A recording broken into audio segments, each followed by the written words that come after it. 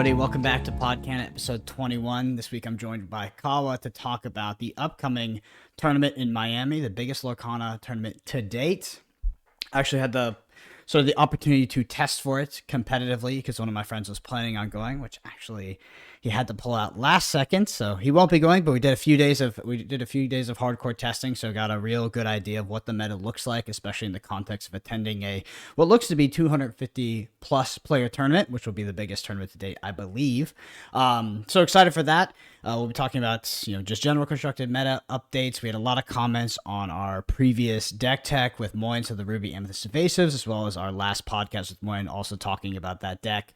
We'll be talking about Wheel Steel, the new Ruby Amber mid-range deck, and of course we'll touch on Ruby Amethyst because we do that every single podcast. Because some people were saying, we had some comments where it was like, guys, I love the podcast, but it's really a lot of Ruby Amethyst. And I was like, yeah, that's fair. That's I think fair. yeah, that is fair. It is a lot of Ruby Amethyst. All right, so I want to start it off with just some feedback and comments that we got on some videos, as well as just some updates from people in our community over the week. So this one comes from Trayton Hunter, and they say, hey, I found this deck extremely sweet. This is referring to the Ruby Amethyst Evasive list. I ended up splitting top four with this with -1 Ursula, +1 Elsa, the big Elsa, losing one game throughout the day to a wheel deck, losing a bunch of Inkables on turn 4. Trey Ellingson from Pat's games in Austin. So this was the Austin tournament. Deck is insane. Yeah. Deck is insane. I feel you know what you're doing, and it's actually worked on a completely different level. It's working on a completely different level than anything else right now. I want to say congratulations, Trayton Hunter there. My friend as well from Flesh and Blood, Dagan White. He's on the Flesh and Blood Pro Circuit, competes at Worlds, the Pro Tour, very famous for going undefeated and looks to be the most promising player on day 1 and then absolutely poops the bed on day 2. That's Dagan White. Shout out. So he took that exact same deck, the Ruby Amethyst Evasive list. And by the way, any list that we talk about in the podcast, the link is in the description below. He took that to a top 8 in Ohio. I believe they also split, I don't know if they split top 4 or something like that. They could have played it out. Maybe he got second, I don't remember. Also, Jody Burney got top 8 with the Ruby Amethyst Evasive list at Level Up Games. It was a 1.5K. I don't know exactly where it happened. So Austin, Ohio, and Level Up Games, we had a top 8 with that list in every single one. I just want to say congratulations to those people. I'm happy you all enjoyed it and that it worked out. But yeah, it's just cool to see. It's cool to see. All right, on to questions because we got a bunch of questions. So this one comes from The Illumination. They say, based on the mention of Wheel Steel, I cobbled it together today for a tournament, 15 minutes before my train, no testing at all. Went and won and went undefeated. All right. There you go. Yeah. Kawa, have you had a chance to play the Wheel Steel deck? So this is a Amber Steel deck that utilizes it. For the most part, it tries to shift out a 5 cost or 5 cost plus on turn 3-ish, and then wheel from there, getting a lot of card advantage on the opponent. Yeah, I haven't had a chance to play it yet, unfortunately, as I've been just a little bit busy keeping up with some other stuff. But like I mentioned, I actually did play against it in my locals one of the weeks there. And yeah, it can do some extremely powerful things. I remember the first time they did the shift into the Captain Hook, and I was like, okay, that's good. Like, the effect on Captain Hook was interesting. But then instantly, as soon as they started singing the songs, and again, I was playing the Ruby Amethyst Evasive list, so all those whole new worlds came out. I started discarding my hand, and it got pretty crazy pretty quickly. So coming back to the previous player that you mentioned who said that they only lost one match to basically the Wheel Steel deck, I think that's fair because I think it has a decent matchup into Ruby Amethyst, honestly. Like, you can mulligan as best you can kind of have your line, and then if they get a really early a whole new world out, it's kind of interesting, right? Because it resets, right? So maybe it's more detrimental, maybe you still get the cards you need, but I think more often than not, when you mulligan, you want to mulligan for your game plan, which is get the 7 ink, right? And if they're getting rid of your hand and giving you a new hand, that new hand more than likely is probably not going to easily get you to that 7 ink. So I think that's why that deck stands up pretty well to Ruby Amethyst, the Evasive. Like, what do you think in terms of like that matchup, Brendan? Do you think it's close? Do you think it has a good matchup against the Ruby Amethyst? So there's one thing I want to point out is when you talked about we call it Wheel, but what we're talking about is a whole new world. It's a reference to a Magic card called Wheel of Fortune, just for people who don't know. But you say it resets. So the key thing to understand about a whole new world is that it doesn't reset. That's not what it's doing. It looks like it's resetting, but what it's doing is it's saying you draw 7 cards, or I draw 7 cards, you draw 3. Because you have 4 in your hand, already, and you have to discard those 4 and then draw 7. So if you look at Sure, it from a sure. value end, it's 7 minus 4. You're only drawing 3. I'm drawing 7. That's why it's broken when you get it on turn 3, because they dump their hand. They dump their hand in ink. They dump their hand in playables. And they can still play a card, right? If they sing it with Captain Hook. Yeah, exactly. Yeah. So the idea, if you're playing Ruby Amethyst and you know you're playing against this deck, it's hard to still not mulligan for Inkables, because for them to wheel to a whole new world on turn 3, it's a very, very good draw for them. Because they need, the math on it is actually pretty bad. They need Little Hook, they need Big Hook, and of course they need the wheel, and they need cards that they can play out of hand so they get as much value as possible. It's possible. It's just like, it's the nut draw of the deck. I think Of course. if Ruby Amethyst, if I knew I was playing against it, my goal would be to get as many Inkables as possible, but also I would play out every single card to board that I could. So I would play out my Sergeant Tips. I would play out my Gaston. I would play as much on curve as possible so that I can minimize the amount of value I'm losing when they do end up casting a whole new world. Makes sense. Yeah, I agree with that. Yeah, it's pretty standard. It's like into the late game, your deck is more powerful. It's just getting there. I do think just when you asked about, does it have a favorable matchup? I think yes. I think it is good against Ruby Amethyst. I will say that I do think it's very play draw, which I really hate saying that, but it's super important because if we think about the aspects of what both decks are doing, both decks tend to get to critical spells. So the difference between action songs, so spells and creatures, is that creatures come down, they have summoning sickness, so they're less impactful on play draw than I think immediate spells are. Where immediate spells are like, if I am on the play, like I literally get to board wipe a whole entire turn earlier, or I have a Dragonfire a whole entire turn earlier for something like a Stitch Rockstar.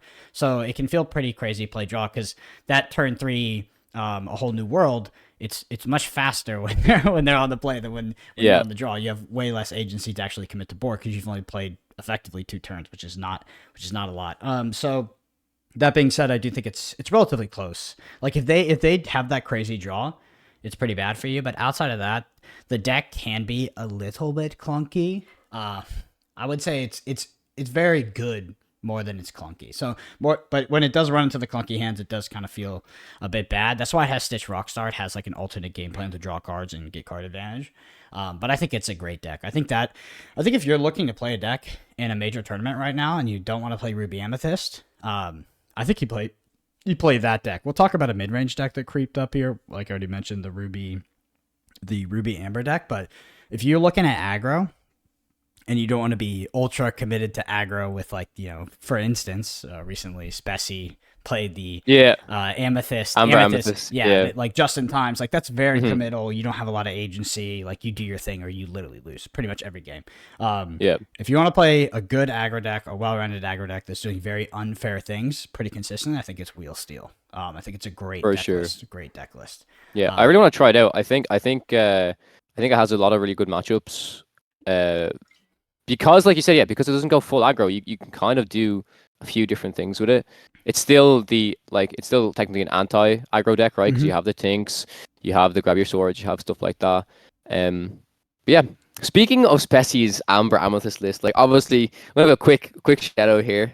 Myself and Raven, we recently put out the Cusco Cup, which was just a 4-person tournament for Lorcana. The whole idea of it was we basically wanted to see what a kind of Lorcana tournament online would look like, with like kind of somewhat of a caster thing and like a nice board layout and stuff.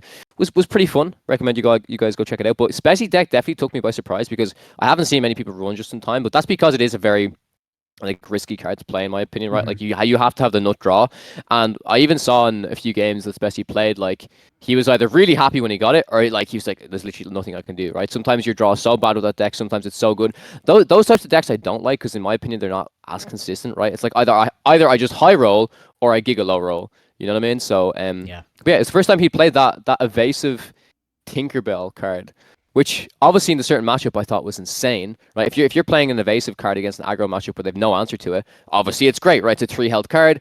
But if you're playing against any steel deck that has Smash, any Ruby Amethyst evasive deck that has Pongos and Goofy that can just challenge it, basically, like it's not as good. So but yeah, that's definitely a deck I was interested in seeing, and it's a different take on aggro from the other builds I've seen before.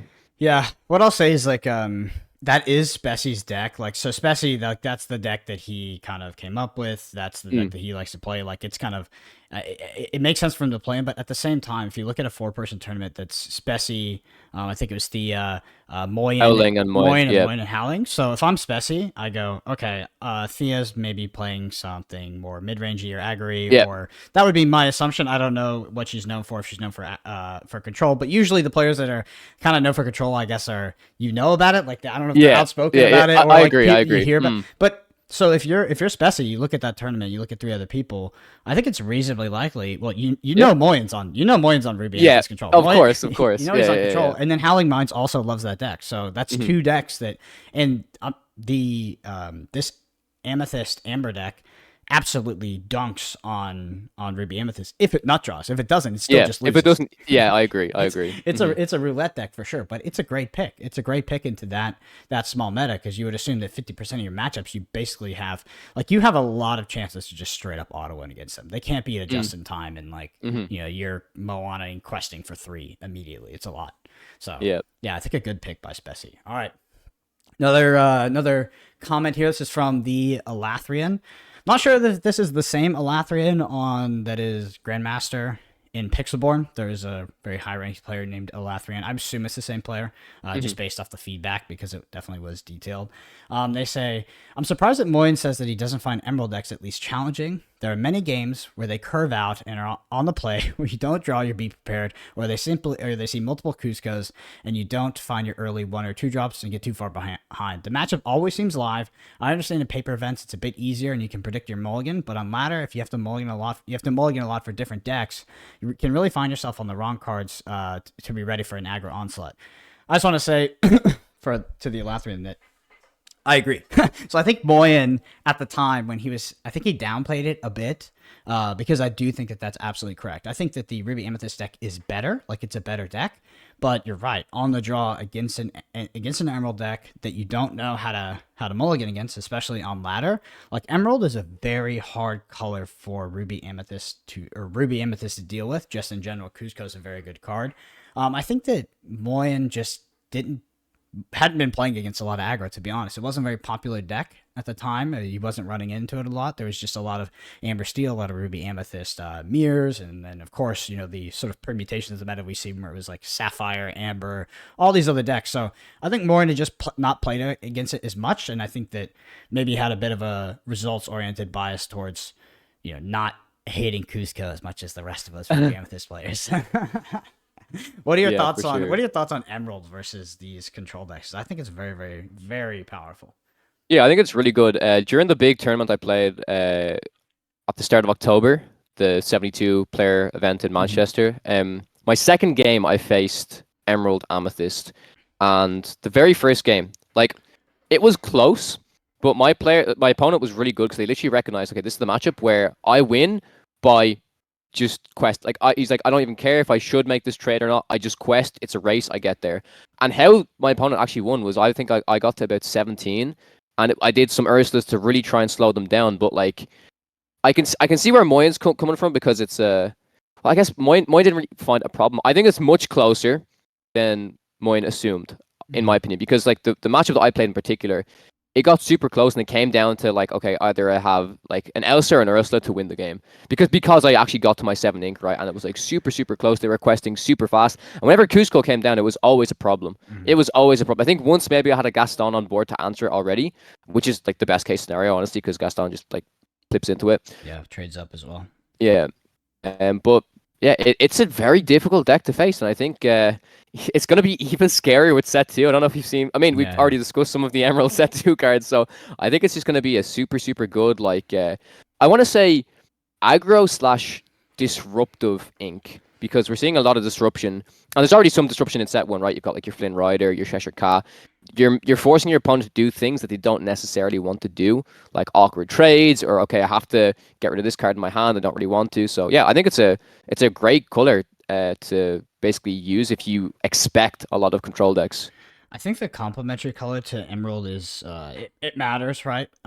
Which is an obvious thing to say, but I would say that the sort of Emerald Amethyst decks or Emerald whatever decks, they're fine. I mean, the same thing, like Cusco's the card you really don't want to see, etc. But I'm less worried about those. It's more Emerald Sapphire. That one's a real Yeah. kick in the stomach for Ruby Amethyst. It's just Yeah. like multiple accesses to ward. The ward. Eye of the Fates is just Eye of the Fates. By the way, and we'll talk about spoilers later. Eye of the Fates is a premonition for set 2. So right now, the one thing there's something that goes on in pretty much every single game of Lorcana, which will change drastically in set 2, is that you always lose effectively on your opponent on your turn, right? Like I go to my turn, I see that my opponent has lethal, right? They don't really do anything on their turn. It's like surprise lethal, except Eye of the Fates. Yeah. It's really just and shift, of course, as well, but that's a bit more nuanced. In set 2, if you look at pretty much all the cards, they are changing that dynamic. Now you will look at your opponent's board. You will see how much lore they can quest for, and you'll have to actually think about other cards that could potentially come off the top that aren't represented in the board state that could actually change how much lore they can quest for. Currently, that exists with Shift and Eye of the Fates, but it's very much like a tertiary thing where it looks like it's going to be a primary thing to look on a gameplay in set 2.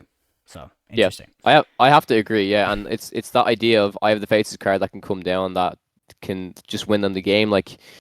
And you would never expect it, right? Like all the games I've played in, pretty much like, okay, they basically have it next turn, I concede. But with Eye of the Fates, it's like, okay, they might not have it, and then they could play 2 of them. Imagine your opponent wins by playing 2 Eye of the Fates and just using both. That would be kind of crazy. Did you see actually? Again, I'm sure we'll touch on these spoilers, but there was a Sapphire card that was shown off recently for set 2, which is basically like Hands.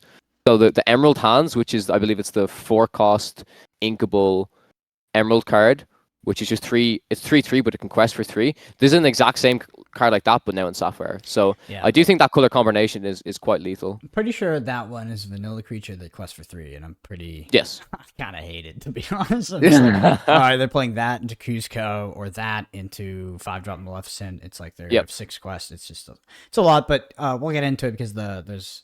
I'm not sure if Amethyst, Ruby will be the control combination for the future, but I do think it looks like control will have a lot more answers, and I actually think that they spoiled the best. I can't say because I'm gonna test you on some of these spoilers. I'm not gonna get. Oh my god, this again. All right. Next one comes from Nick Gagalis. They say, as a pretty casual TCG player looking to start competitive play, I found this to be the most valuable episode you've ever made. This is Card Game Fundamentals with Moyen.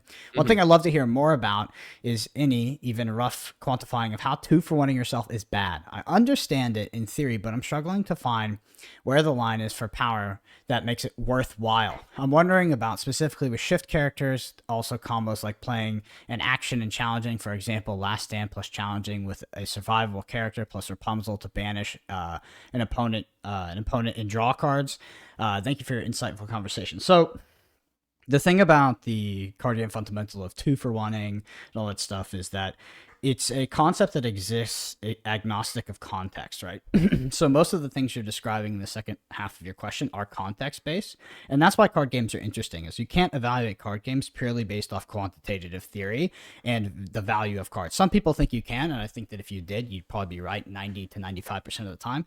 But that being said, there is contextual situations that will exist on board where you will take a low-value line or a suboptimal line quantitatively, and it will actually win you the game. So like you said, shifting a character, shifting an Elsa against an opposing control deck might open you up to always being 2-for-1, right? The Dragonfire is a huge threat. You could lose a massive amount of value, right? Because you're effectively committing 11 ink and they commit 5 to remove it, and it's a bad trade for you. But contextual on the board state, you could say, I need to put down my Elsa and tap these 2 things down in order to pivot to be the aggressor to win the game. I both need to tempo them out and stop them from questing, and I need to present a 3-quest lore on my end so that I can have a 2-turn clock or something like that. So the idea, to answer the first part of the question, which is just why is 2-for-1ing good? It's just the idea that if you do that just more than your opponent, you will be up on value, and value is what wins card games. I don't know if I can break that down anymore without we have to go into a really, really deep conversation, but it is somewhat of an opinion, to be honest, that value wins card games more often than not. And that's really what the statement, that's what we're asserting. If you eke more value out of your opponent, you should win more than not. Not that you'll win every time, but you should. So it's a heuristic, right? It's like you sort of maintain that 80% of the time. It's like a Pareto principle. 80% of the time, but 20% of the time it won't be correct. But for the vast majority of scenarios, this is sort of like your heuristic, and this is how you evaluate cards. And then after that, you sort of check. That's your first line of defense. And then after that, then you look at the board state, then you evaluate context, and you go, okay, is it appropriate to take a low value line here in order to win the game based off the context of my hand, my game plan, and the board state? But ultimately, 2-for-1ing is just this idea that if you over a period of games of a game or period of games, if you get more value out of your cards quantitatively, because you get assigned a quantitative value to each card than your opponent, you should win more often than not. But it is not correct every time. It's so contextual, right? It is literally so contextual. And there's so many conditions that would sway if it's right to actually do it, right? So like, again, the best example is the whole be prepared thing, right? It's like, okay, do you want to use be prepared on just one card? Okay, maybe it's fine if they don't have much lore. If they have a lot of lore, maybe you have to, right? Like there's so many conditions that can be met, but like the best example I'll give is like, okay, like if they have 3 cards on board that can quest for a lot, you be prepared, that's good. If they all, you know what I mean, if they all cost a relatively decent amount, or if your opponent's going to threaten something, that's what you want to do, right? But then where it's different is if, okay, my opponent has a Cusco on the board and I be prepared. It's like, is that good? Yes, in that situation it's good, but then most of the time, if you're just be preparing one card, it's not great. Yeah. But it all depends on the card. It all depends on context. So, and if you're I think you're -2 on, you'd be -2 on value for card for ink trade. Yes. Yeah, so that's right. So it is contextual. The core idea is like, it's just a heuristic, right? It's like a first line of defense. It's a filter in which you evaluate all situations. It's like, how do I get more value? How do I out 2-for-1 my opponent? And then I add context on top of that. I think that if you completely neglected all context considerations from every single card game you played, and you just played off value, you would probably still be a pretty good card game player. Like, that's the thing, is like, it is a wide net. It catches a lot of situations. Most situations can be figured out and can be won via evaluating just based off value and not based off context. But the reason why card games are interesting is because you have that extra layer where you can now go past that net and say, okay, is this one of these outlier scenarios where I take this sort of suboptimal line or this context-based line in order to win the game? But yeah, that's the answer. As much as I could come up with the time, it's a tough question, to be honest, and it is an opinion. It is not like a card game fact, even though you hear a lot of people say it. It's kind of a 2-for-1ing is just something that's been around for a long time. I think it's not the origin of 2-for-1ing, but the origin of this concept, at least when it was fully expressed from what I understand, is like in old school Magic the Gathering, people were doing a lot of things with decks, trying to, make big creatures and like get these big threats on board. And there was a deck that was created, and I forget the name of the person, I think it was Brian something, created a deck called The Deck, and basically all it did was 2-for-1.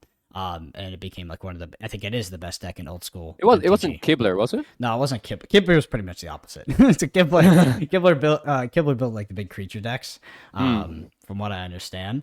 But it was, Brian something, and basically the entire deck was just like all cards at 2-for-1. And if you like, old school is still format Magic the Gathering is played, and it's like the best deck in that format, from what I understand, even after all these years. All right, so that's all our questions. So thank you to all the people that gave us feedback, commented on the YouTube videos. It helps out a lot, and we love being able to talk to y'all, answer those questions on the podcast. And if you want to get your stuff read out for next week's pod, just shoot us a comment on YouTube. We'll get that queued up. All right, the headline. So I just want to talk about Kawa preparing for Miami. We talked about it a little bit already, but just the mindset, expected metagame, what that could bring, etc. So I was preparing with Sasha Markovic, he's been on this podcast. He was planning to go, but ultimately the EV was just kind of low because he was already in Dallas, Texas, and there is I think it's a $10,000 or $20,000 Flesh and Blood tournament here this weekend. I'll be casting it, so Sasha's going to compete in that instead. But when we were preparing, this is the biggest Lorcana tournament of all time. Lots of players going. We're looking at primarily 2 deck lists, Ruby Amethyst and Wheel Steel. Wheel Steel is the Amber Steel deck that does the wheel stuff. I think that Ruby Amethyst ultimately is the best position deck for the format. It's very good against all the mid-range decks. It has game against the aggro decks, and we would play our evasive package. So literally the list that we've been talking about that's in the description below. That's the list we would have played ultimately after all the testing. I don't want to spend too much time on Ruby Amethyst. One consideration for the deck is we were thinking about, Moyne and I were talking, and Sasha and I were talking about this, maybe adding Little Elsas. I know it's contrary to us not playing the little characters and shifting, but what Little Elsa would do in that deck is it would give you more equity versus aggro in the mid to late game. So one of the problems with aggro is that it can quest early up to like 14, 15, 17, and then every single threat they land on the board represents an increase in lore that's printed on the card because you can't do anything about it. You have to Dragonfire that, you have to spot removal it, so it's taking a piece of removal. But if you land one Little Elsa, now if you couple that with another threat, which is very likely, every single character that under the board, say they're an aggro, and most aggro decks by turn 6, turn 7 against your deck will be top decking, so they're playing one card a turn. They now represent effectively 0 lore because you'll just trade with the other characters. So that's something. Also, Little Elsa is definitely a reasonable card in the mirror. A reasonable card in Ruby Amethyst mirrors, because just tapping stuff down, not shifting Aladdin, but sending the Aladdin out with the pocket it's good with Aladdin. It's a reasonable card. So just consider that if you're worried about aggro. I don't think it's going to help you against Wheel Steel, though, which is your problem. All right. And just cry if it's always Cusco as well, because Elsa does nothing. Pretty much. Cusco is just a card you have to evaluate as. Each Cusco that comes down just deletes one Be Prepared from your deck, deletes 7 ink and a Be Prepared for each one, or it represents 3 lore. So there's cards that can deal with Cusco, like Gaston and Maui. Those cards are decent at doing that, but yeah, Cusco is a problem for sure. All right, Wheel Steel. So again, deck list in the description, but let's just talk about what this list is trying to do. So this list has a nut draw. This list wants to do something every single game, and the rest of the cards are a package that exists around that. The best thing you can do with this deck is be on the play Captain Hook, Forceful Duelist, the 1-drop. Then you would play a Lantern on turn 2. Maybe then you would activate ideally, this is like most ideal. Activate Lantern, put out a Stitch Dog or something. And you're inking a card every turn. And then on turn 3, you would shift Captain Hook onto your small Captain Hook. So this is the big Captain Hook, Thinking a Happy Thought. It is a shift 3, has Challenger 3, and says characters with cost 3 or less can't challenge this character. That's almost irrelevant, that text. You shift that out onto there. And then you sing Wheel of Fortune, or not Wheel of Fortune, God.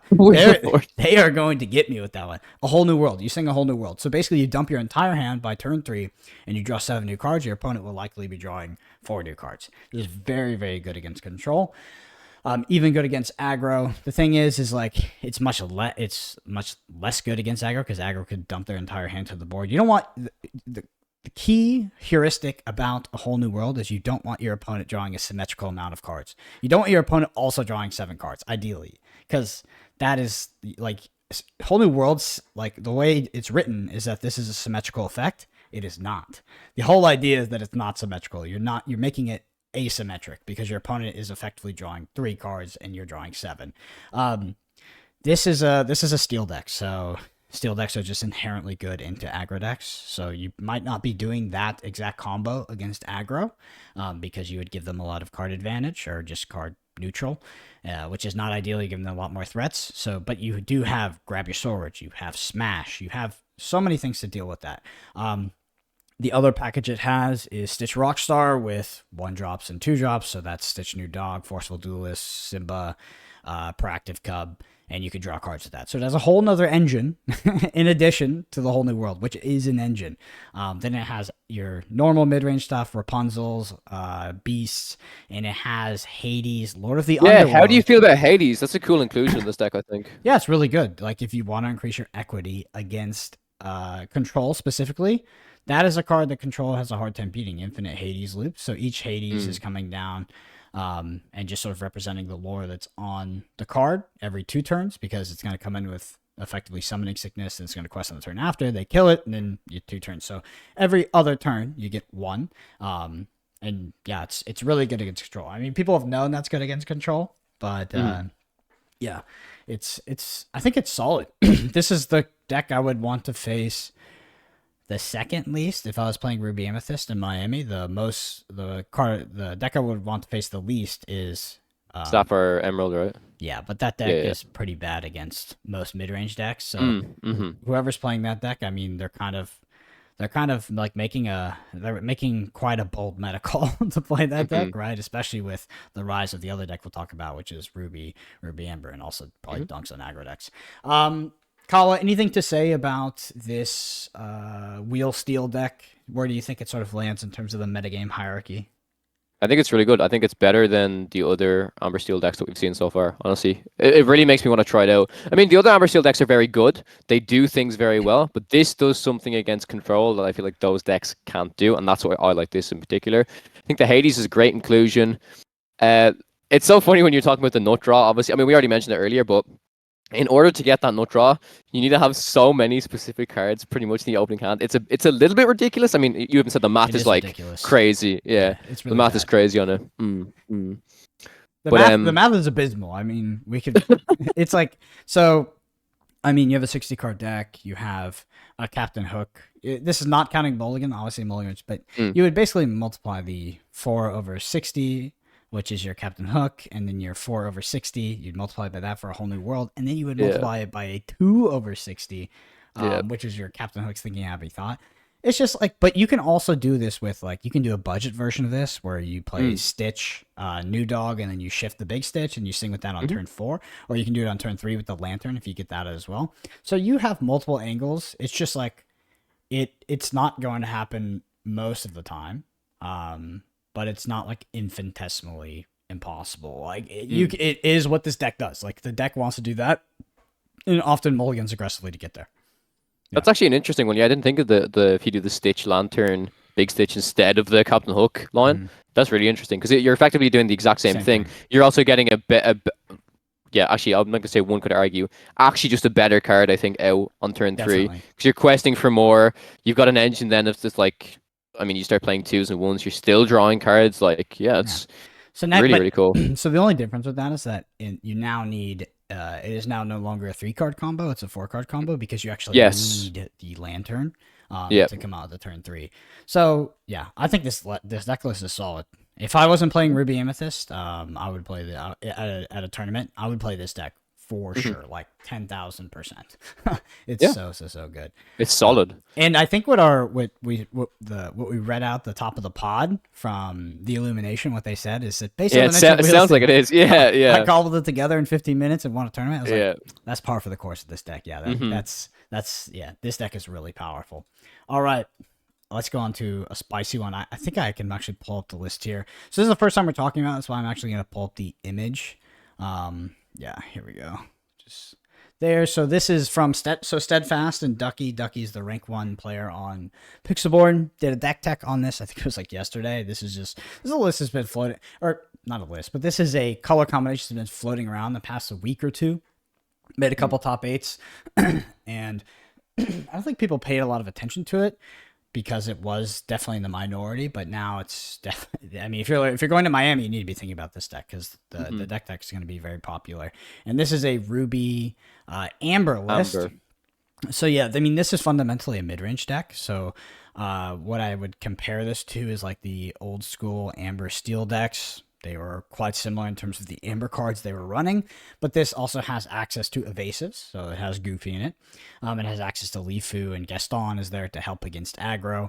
But you know, the top end of Ruby is pretty powerful in the spot removal. So you have Dragonfire, Maleficent, Be Prepared, etc. So good list, very very powerful mid-range list. I think this would, if you brought this list to a tournament, it would cover a lot of the metagame. Like you would have a good matchup spread, most likely. I do think that this list is probably unfavored into Ruby Amethyst. I've not played the matchup myself, but looking at the cards that exist in this deck list, I can't imagine how it is good against, or how it would be favorable against Ruby Amethyst outside of early Leaf Foods hitting the board. Sorry, the Amber Leaf Foods, by the way. Those are Yep. the ones that quest for 2. And they have access to an infinite Hades loop as well as You Have Forgotten Me, which can be disruptive to control. Outside of that, control would have a lot more card draw, would play around the Rapunzels as much as possible, and would probably it beats you on card quality in the late game as well. So like you have access to Maleficent, Stitch Surfers, but they are dropping Elsa's, Ursula's, etc. Nevertheless, if you were to look to bring a deck list to a tournament, and you're like, oh, my only bad matchup is Ruby Amethyst, and I'm the best mid range deck, and I have a lot of agency, and I dunk on all these aggro decks, and I'm beating all the other mid range decks. Great pick in my opinion. I'd love to see this deck actually against Ruby Amethyst because I'd say it's close still. I do think Ruby Amethyst has the advantage, but I'd say it would be very interesting because, like you said, the Infinite Hades loop is definitely a problem for Ruby Amethyst to deal with. What do you think about this 4-cost Aerial? This is actually the first deck I think I've ever seen with this 4-cost Aerial in it. Yeah, it's we've been so Moyne and I used to play this card as well. I mean, it's just a solid. The thing is, like, it's a solid stat line. So usually, if you had a 4 cost, I believe it would be like a 3/3 that would cost for 2. So this is a 3/4. Yeah. So you can trade with most things on board. That's very congruent with a mid range deck. A mid range deck would want to be 2-for-1ing via combat frequently, and I think that's why. Yeah, it's kind of the idea of why Cerberus was considered to be good, right, in the mid range deck, because you have that 1 extra health point. I think Tigger in this deck is interesting because it would help to deal with the opponent's Goofy and the Ruby Amethyst matchup, but just Dragonfire. Like, Dragonfire is just a way to answer Tigger and stuff like that. Stitch also very, very nice. We've seen the although Stitch is it's a 6/4/6. I do think from all of the other 3 lore cards I've seen, like, let's just say, for example, the Big Maleficent within Sapphire, I think having a 5-cost 3/6 that can quest for 3 is a lot better than a 6-cost, right? I don't think that 4 attack is very important, or how do you feel about it's just Stitch? all Ruby has access to, so this is like a budget, like a budget version of that. It's just that's the sort of the delineation between the colors here is that Sapphire just has a more efficient way to do that. You're right that the attack value is not worth it, but it's just if you could play that card in here, you could play. You would play it. Yes, I agree. The Tigger's interesting because the Tigger will trade. The Tigger will trade with, if you actually are facing against Ruby Amethyst, it will trade with every evasive on there in the Ruby Amethyst evasive list. That being said, there's only 2 Tiggers, and Tigger is a value trade with Dragonfire that the player that's Dragonfire Tigger will be trading up. So it's a high EV trade. That being said, you're playing against this deck as Ruby Amethyst. There's a good amount of things you want to Dragonfire. You want to Dragonfire the Goofy. You want to Dragonfire the Stitch. You want to Dragonfire preemptively sometimes to stop Stitch Carefree Surfer drawing 2 cards. So, there's an aspect. I mean, this is what evasives do, where this deck will tax you in terms of removal. So, it's something to consider.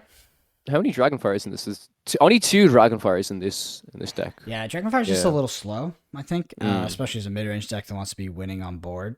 It gets rid of pesky threats for sure, but I know that this list had more Dragonfires in it, and they sided down. And they got down. It's a high cost, uninkable at 5, and if you're against an aggro deck, it will frequently trade drastically down. Right, you're going to be like Dragonfiring like a 3 cost or something like.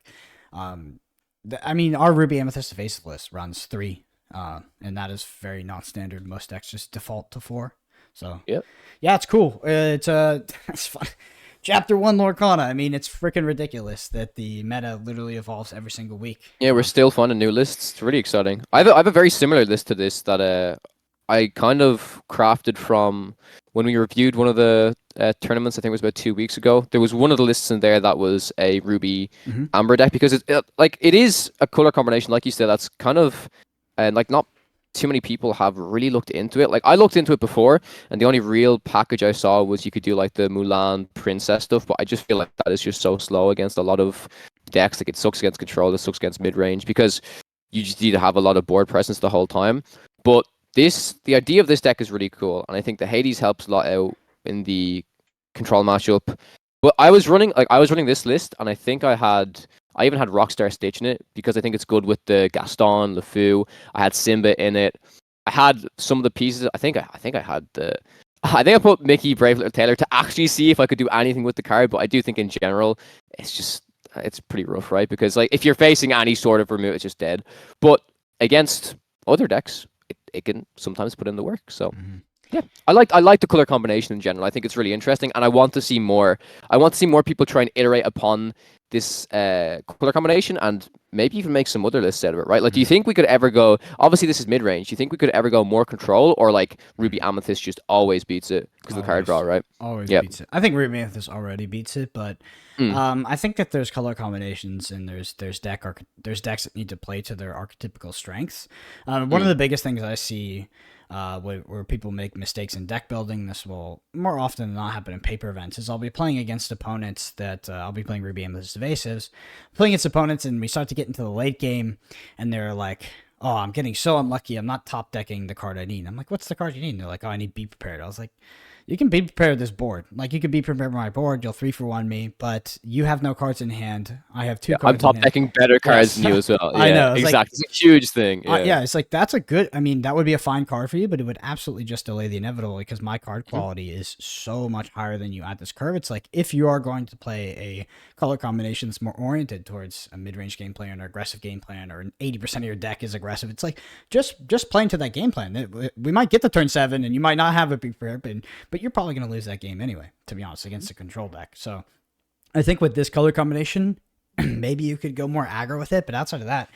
It's a very mid-rangey color combination. So I think this is sort of where it should land in terms of what it's trying to do. I just want to say in terms of wheel steel, we did have a comment from Austin Turner, and they said, still playing the evasive package and agree that the only deck that somewhat gave it an issue is still turn 3 shift hook a whole new world. Yeah. So yeah. playing Ruby Amethyst evasives on the draw, they said shift 3 hook a whole new world is really good against them. He said, I still beat it this week in paper, but on the draw it's a super tall mountain to climb. Just want to say Austin, agree. I think that's absolutely valid and correct. That is what we believe as well. So there was a time in this podcast where we were saying like, Amber Steel is a buy. Amber Steel was a buy back then. The mid-range Amber Steel deck was so bad against Ruby Amethyst, to be honest. Like, it just, again, it was playing towards a game plan that it couldn't win. This deck is it can be a very, very aggressive deck against Ruby Amethyst, which is Ruby Amethyst. That's the kryptonite of that deck. If you want to beat that deck, play aggro. Yeah.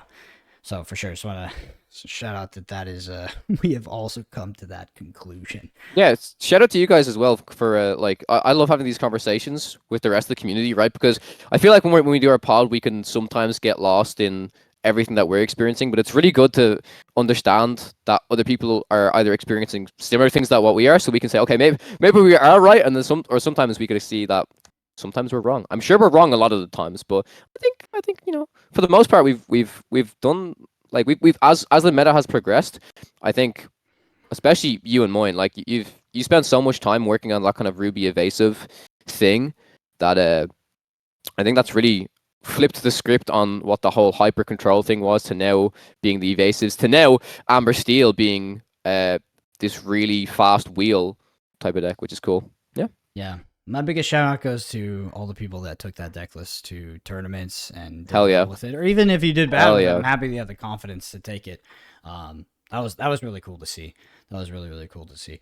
Anyway, let's get on to spoilers. My favorite. Yes, let's go. No, you just love this because you just make fun of me. That's all it is. Oh All my right. god. Let's do it. So first up is the Merlin Goat. It's a 4/3 in Amethyst, Storyborn, Mentor, Sorcerer. Cost 4, can be inked. And it says, here I come when you play this character, and when he leaves play, gain 1 lore, and it quests for 1 lore. Kawa, what are your thoughts? Okay, when we put this straight into play, we get 1 lore. I think it's interesting. Although a 4 cost card that is only questing for 1 does not seem great to me, and the stat line also doesn't seem great to me. I think if this was a 3/4, this would be a lot better. With it being a 4/3, I think it's kind of worse. But we've seen a lot of cards that are kind of the idea of this kind of bounce package. You can get a lot of lore fast. So right now it's hard for me to actually see how prevalent that's going to be. But there's a lot of cards that kind of want to act upon that. So Yep. it's interesting. I think the card is fine. I don't think it's amazing. It doesn't blow me away. I think if the stat line was swapped, it would be better.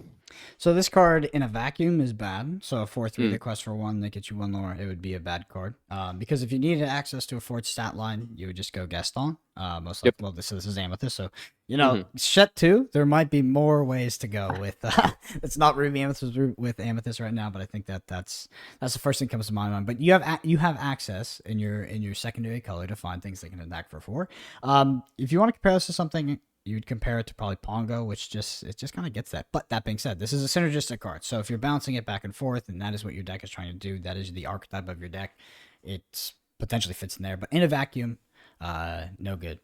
All right.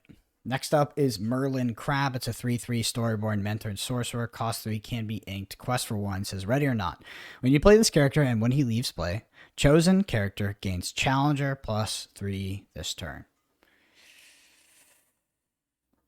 Meh, no. That's a bad one. Yeah, so Yeah, I don't think so. you can compare this directly to a card that already exists in Amethyst, which is Maleficent Sorcerer. Again, these are synergistic cards. We know they are, but we still got to evaluate them for just like as an individual. So as an individual card, this is a pretty bad card. Even the effect is pretty bad. So I think even it's only this turn. Yeah. If it was perma, it'd be maybe interesting. But even with Yeah. it just being this turn, I'm like, I don't know. Challenger's a pretty weak ability as well. It's like not fantastic. It's okay.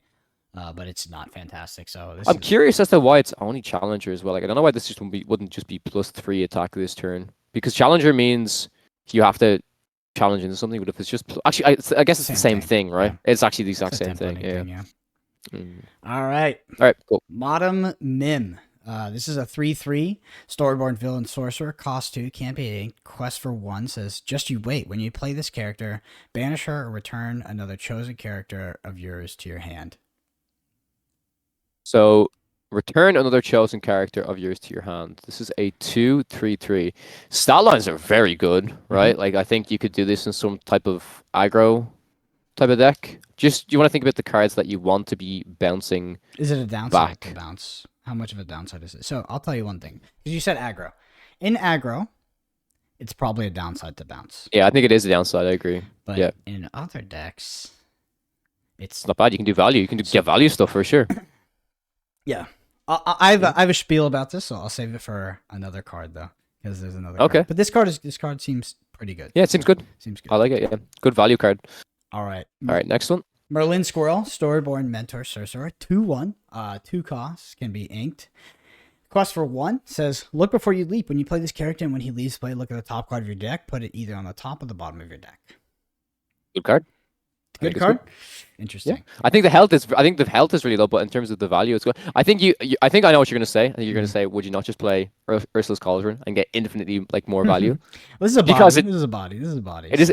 Yeah, it's a body, but how impactful is the body, right? In certain matchups, it's like so dead, but I mean, it's ink. Well, I guess it's whatever then. Okay, now I just want to play Ursula's Cauldron. Yeah, after just saying that, now I just talked myself into it. Yeah. If you're in a synergistic deck and you need these bounce cards, I don't even think the payoff on this one is very good. But maybe you're bouncing a lot of cards since but this card is pretty bad in a vacuum. I think even the comparable cards you would compare it to. But you have to understand the cards that are the bounce cards, they're like evasive cards. So if we evaluated every evasive card in a vacuum, I mean evasive cards they are not synergistic, I guess, but they will be inherently understated with this effect. This effect, I think, will make them understated. I believe. We'll see. All right. Mata Mim, Fox, 4/3, cost 3, can be inked. Quest for 1 says, chasing the rabbit, when you play this character, banish her or return another chosen character to your hand, and this character has rush.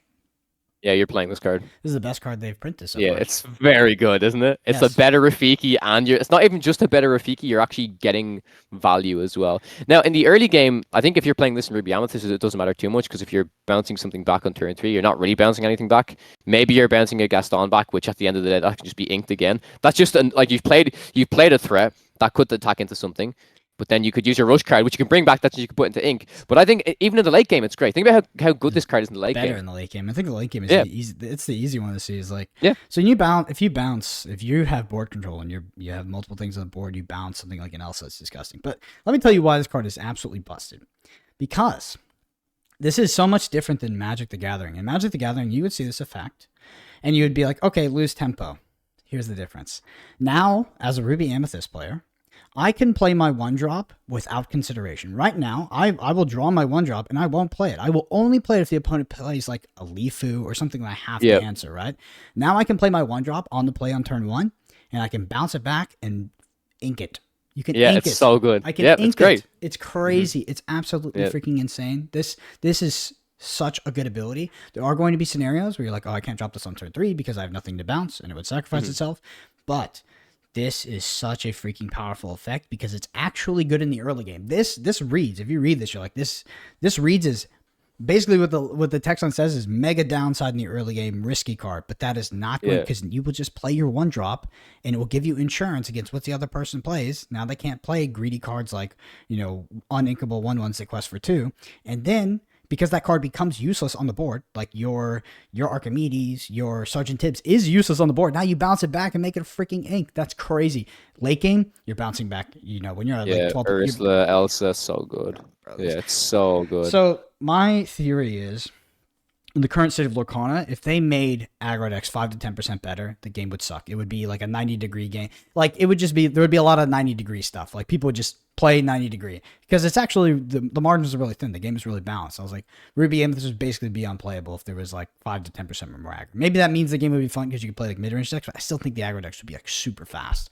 So it's a very fine line. But this card is. Like, this is the first card I've seen for Controlled. It's, like, one of the most busted cards I've seen. This, and you playing 4/3 Rush is so good. Oh, my Yeah. God. Are you playing 4 of these over Rafiki? Are you keeping 2 Rafikis, playing 2 of these, or what do you think? I don't know. I'll have to... So, it's actually contextual on what the rest of... This needs supporting cards. This is not good in a vacuum, quite, because you need to be able to drop that one drop or something. Yep. So it's like maybe increase your one drops. I just think that with this card, you could drastically increase your equity against aggro, which is your problem as Ruby Amethyst. Because now you can play all your one drops and you don't And still link them if you have to. Yeah, you can bounce it back to hand and ink it, which is nuts. So Mono Mim that's the number one card for me. Crazy. All right. Merlin Rabbit 2/3. Cost 4, cannot be inked. Storyborn Mentor Sorcerer. Quest for 1. Says hoppity hip. When you play this card, and when he leaves play, you may draw a card. So just one thing to notice. So when he leaves play, that means go back to hand. That means go to the graveyard. So this is basically a 4-cost draw 2 at the floor. Yeah, it's a very good card. Very good card. I think it's a good card. Mm-hmm. I'm trying to think if 4-cost uninkable draw 2 is good enough on a 2/3 body. Because what if and quest for 1? That's something to consider. Because like you have 3-cost inkable spell that draws 2. You have 3-cost inkable body comes down 2/2 quest for 1 for Maleficent and it only draws 1. So it gets me excited because it does look very powerful, especially if you're bouncing it back. But bouncing it back, like we look at all the bounce cards, it's like not great tempo at this point. So I don't know. It looks I think it's good. good. I think it's good. I think definitely think we need to see other cards, but in general, if you're getting 2 for this, it's pretty good. Obviously, friends and other, it's a solid this card. Trades with something, it's a 3 for 1. It's really good. Yeah, this is a very powerful card. All right, and is that all the cards? That or do we have is more? all the cards. I said the deck list. I was gonna go through, so like if you want to, or we could save it till next week. There were other cards that came out. Now I have on this website that we have, the cards. They came out in French first, but if you go to the Lorcana app, you can see all of these cards. We could leave that till next week, but I have all the translations here if you want to dive into it, or it's up to you, my friend. I just don't have the images, so that's the only problem. I sent them to you, right? No? No, but they have to be cropped in a way that I can actually put okay, got you. Got you. I think we'll save them because, I mean, honestly, none of them at this point are game. Well, there actually is one that's game free. So basically, let me just put this in your mind for. We'll talk about it next week. But Prince Jean, the Emerald card, that card, you would play that card, and then you would play a whole new world. And for every card, whole new world says discard. So every card your opponent drew, you would draw 7. I think. I don't know how the triggers work. I think the triggers would work this way. It's like you would draw 7 cards, and then for every card your opponent. It says for each card discarded. In my opinion, that means you're gonna get a lot of cards in your hand. A lot of cards. Yeah. So you could draw 10 cards. Like I think that's how so there's some sort of stacking of triggers that's going on there. But I can't remember how Lorcana. I don't know. Lorcana doesn't have comprehensive rules like actual. So I don't know if the active player can stack triggers however they want, or if it's like some. You can let us know in the comments below if you know. But I believe that's how it will work. That's how I'd read it. But yeah, for sure. All right, Kawa. Cool. Any what? Let me get one thing from you, which is what is your prediction? What deck do you? God, I hope they don't split top 8 at this tournament. I understand why y'all are splitting top 8. I understand because a lot of these tournaments are run by local game stores and they're going super long. Some of y'all have been driving very far. But for this one, the first big tournament, I hope not. Yeah. What is your what if you had to gamble? What deck is going to win the tournament? What deck's gonna win? Okay, I thought you were gonna ask me what deck's gonna what decks are gonna top 8, top 4. That's just an easier question, right? Because like all of the decks we talked about today, what deck's gonna win the tournament? I think I think it might be a wheel steal. Okay. I think if it's a wheel steal, then like we're gonna be revisiting this deck and be like, okay, this actually might really like be really, really good against control. But I think if we're looking at everything we've seen over the past month, let's say, on every tournament that we've seen top 8s for like this, there's always been, in my opinion, at least like 2 to 3 Ruby Amethysts. Maybe sometimes there's even 50% Ruby Amethyst in top 8. So yeah, Ruby Amethyst Evasive is just so solid. Of course, there's going to be some of those in the top 8. So I'm going to say it's between those two, but just for me, I think I'd like to see Wheel Steel do it, because then I think it really shows how powerful that deck is, that it went to this major tournament and just took home the win. Yeah, for me it's Ruby Amethyst, but it's not just because I think it's the best deck in the format. I think it has the best matchup spread over a long Swiss format. So 200 plus players, 250 plus players. I believe 264 signed up. You're looking at quite a few rounds of Swiss, so you need a consistent deck. I think Wheel Steel is a very powerful deck, but I think it's less consistent than Ruby Amethyst. Not as inconsistent, but it's less consistent than Ruby Amethyst. If there's a lot of Ruby Amethyst hate, that would change, kind of change what the landscape would look like, but I do think that Ruby Amethyst will win the tournament. That's just my guess, of course. That's a fair assumption. That's a very fair assumption. So yeah. Awesome. Awesome. Well, thank you everybody for listening. If you want to help us out, the number one thing you do is leave us a review on pod platforms, so Spotify or Apple Podcasts. It helps out so much. We have a YouTube channel at youtube.com/Podcana, at Podcana Podcast. Check it out. Hit subscribe. We do deck techs. We do podcasts every single week. And yeah, shoot us some comments on your feedback, things you want to get read out for the pod, questions, all that good stuff. We love it. Twitter's at BrendanAPG, at KawaTech_CG. And until next week, see you later.